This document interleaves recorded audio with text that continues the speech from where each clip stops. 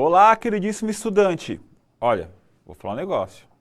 Se tem uma aula importante é essa, tá? Então presta bastante atenção, volte nela várias vezes, porque eu nem falei ainda o que eu vou falar, mas eu sei que aquilo que eu vou falar é importante pra caramba. Então preste atenção, anota, marca, remarca, grifa e vamos lá para esta aula. Porque hoje o que vamos fazer será estabelecer relações lógico-discursivas presentes no texto por conjunções, advérbios, ou seja, olha só, tá confuso? É assim.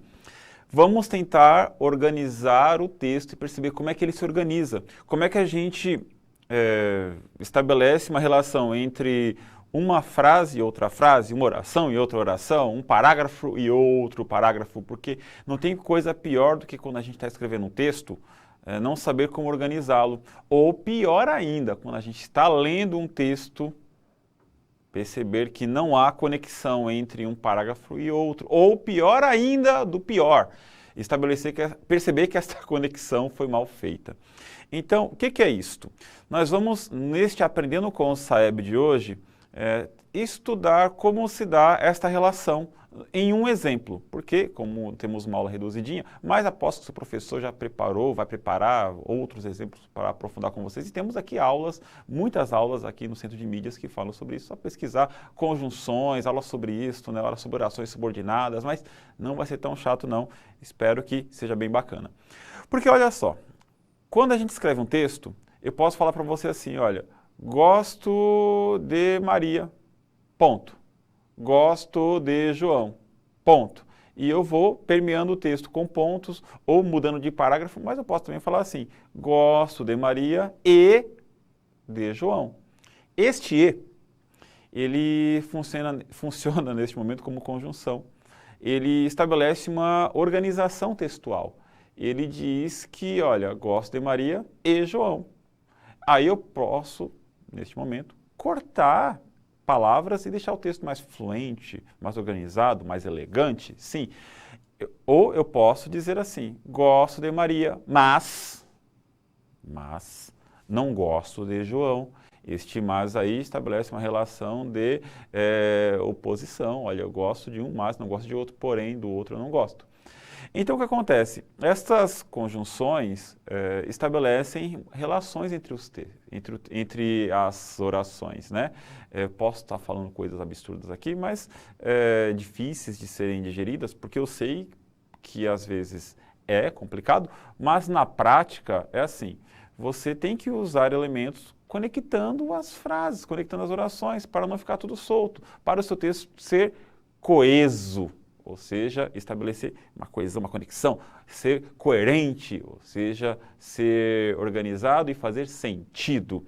Trouxe um exemplo aqui para nós nesta aula de hoje de um texto maravilhoso da Bagaceira, que é um romance espetacular de 1948, mas olha só, vamos lá na tela. A Bagaceira. Era o êxodo da seca de 1898. Uma ressurreição de cemitérios antigos, esqueletos redivivos? Com o aspecto terroso e o fedor das covas podres. Os fantasmas estropiados, como que iam dançando de tão trôpegos e trêmulos, num passo arrastado de quem leva as pernas em vez de ser levado por elas. Andavam devagar, olhando para trás, como quem quer voltar. Não tinham pressa em chegar, porque não sabiam aonde iam. Expulsos de seu paraíso por espadas de fogo, iam ao acaso, em descaminhos, no arrastão dos maus fados, fugiam do sol e o sol guiava-os nesse forçado nomadismo. Adelgaçados na magreira cômica, cresciam, como se o vento os levantasse e os braços afinados desciam-lhes aos joelhos. De mãos abanando, vinham escoteiros, menos hidrópicos, doentes da alimentação tóxica, com os fardos das barrigas alarmantes. Não tinham sexo, nem idade, nem condição nenhuma. Eram os retirantes, nada mais. Meninotas, com as pregas da súbita velhice, careteavam, torcendo as carinhas decrépitas do ex-voto. Os vaqueiros másculos, como titãs alquebrados em petição de miséria. Pequenos fazendeiros, no arremesso igualitário, baralhavam-se nesse anônimo aniquilamento, mais mortos do que vivos, vivíssimos só no olhar. Pupilas do sol da seca, uns olhos espasmódicos de pânico, como se estivessem assombrados de si próprios. Agônica concentração de vitalidade faiscante. Fariscavam o cheiro enjoativo do melado que lhes exacerbava os estômagos jejunos, e em vez de comerem, eram comidos pela própria fome numa autofagia erosiva. A cabroeira escaminha metia-os à bulha. Vem tirar a barriga da miséria. Párias da bagaceira, vítimas de uma emperrada organização do trabalho e de uma dependência que os desumanizava, eram os mais insensíveis ao martírio das retiradas. A colisão dos meios pronunciava-se no contato das migrações periódicas. Os sertanejos eram mal vistos nos brejos e o nome de brejeiro cruelmente pejorativo. Essa diversidade criava grupos sociais que acarretavam os conflitos de sentimentos, estrugia a trova repulsiva. Eu não vou na sua casa, você não venha na minha, porque tem a boca grande, vem comer minha farinha. Homens do sertão obcecados na mentalidade das reações cruentas não convocavam as derradeiras energias no arranque selvagem. A história das secas era uma história de passividades. Limitavam-se a fitar os olhos terríveis nos seus ofensores. Dagoberto olhava por olhar, diferente a essa tragédia viva. A seca representava a valorização da safra. Os senhores de engenho, de uma avidez vã, refaziam-se da depreciação dos tempos normais à custa da desgraça periódica. É um texto pesado, volte nele, por favor, mas resumidamente diz que, você percebeu que tem várias pessoas sofrendo o martírio da seca, né? E diz que o senhor de engenho, né, ele olha e fala, não, olha, é bom que tenha, porque valoriza a safra, né? A seca valoriza a safra.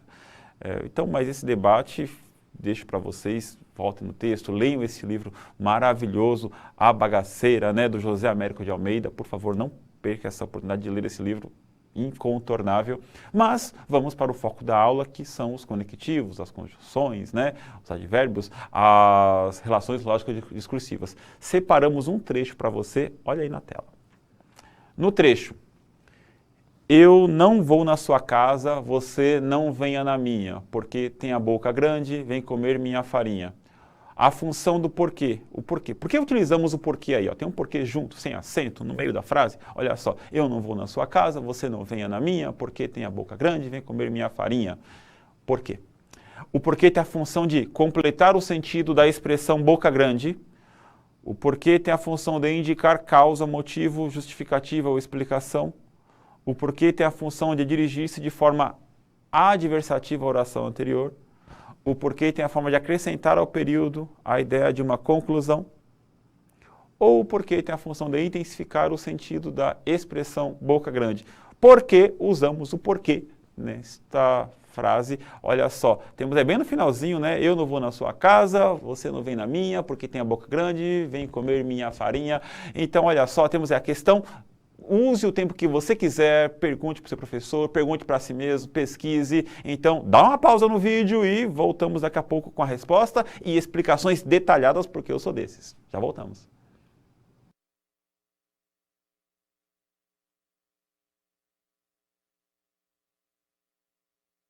Você pausou? Pesquisou? Se não, volta e pausa, porque não vai ter a resposta sem pesquisar não, sem pensar.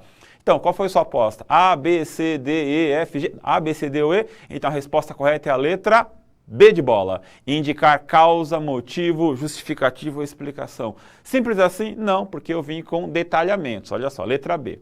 Então, por que não é a letra A? Né? Completar o sentido da expressão boca grande. É a resposta incorreta porque o porquê junto é uma conjunção que indica causa, motivo, justificativa ou explicação. O porquê ele justifica ou explica. Por isso não completa o sentido da expressão. Não é completar sentido de boca grande. Não, essa aí exclui. Por que não é a letra C? Não é a letra C, por quê? A oração subordinada adjetiva, no caso, dirige-se à oração anterior, mas de forma explicativa, está explicando. Ó, eu não vou na sua casa, você não venha na minha. Por quê? Está explicando, tá? Não especifica, não está especificando nada. Quando a conjunção porque introduz uma oração adjetiva explicativa, refere-se a algo que desabona, realçando ou ampliando informações já conhecidas sobre o antecedente. Por exemplo, eu não fui porque estava muito frio. Simples assim, olha só, esse porquê está explicando.